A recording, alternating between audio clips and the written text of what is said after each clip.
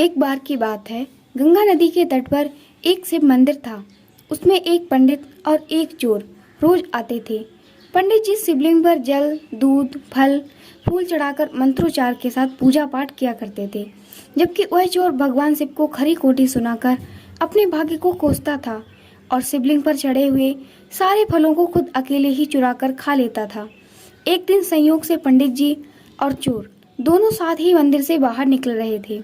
तभी अचानक चोर को मंदिर के द्वार पर सोने की मुद्राओं से भरी थैली मिली और उसी समय पंडित जी के पैरों में लोहे की एक कील चुभ गई। स्वर्ण मुद्राओं के मिलने से जहां चोर बहुत प्रसन्न हो रहा था, वहीं कील के चुभने से पंडित जी को बहुत कष्ट हो रहा था। लेकिन कील के चुभने से ज्यादा कष्ट और आश्चर्य पंडित जी को भगवान के निर्णय से हो रहा था।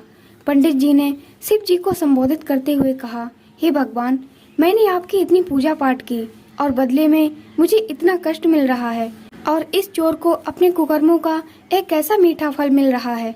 तभी अचानक भगवान शिव प्रकट हो गए और बोले, पंडित जी, आज ही के दिन पूर्व जन्म के कर्म से आपको फांसी होने वाली थी, किंतु आपके द्वारा की गई पूजा, आराधना और दान ध्यान से और सत्कर्मों के द्वारा वह फांसी की सजा घटकर महज एक कील चुभने तक ही सीमित हो गई।